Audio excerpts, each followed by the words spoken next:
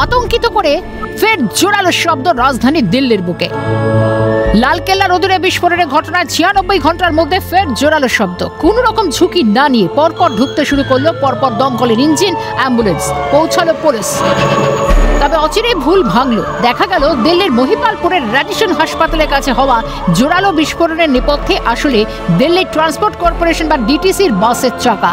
Police সূত্রে খবর, বৃহস্পতিবার সকাল 9টা 18 মিনিট নাগাদ জোরালো শব্দে ফাটে ডিটিসির বাসের চাকা।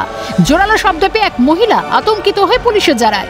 দ্রুত ঘটনাস্থলে পৌঁছায় প্রশাসন, কিন্তু বাস্তবে সেরকম কোনো ঘটনা ঘটেনি। আর এতেই প্রশ্ন উঠছে, বাসের চাকা ফাটাকে বিস্ফোরণের সঙ্গে ভুল করা কি রজ্জুতে সর্পভ্রমের শামিল নয়? প্রশাসন কিংবা গোয়েন্দা তৎপরতা আরো একটু বেশি থাকলে ঠেকানো যেত না দিল্লিতে সোমবারের এই বিস্ফোরণ?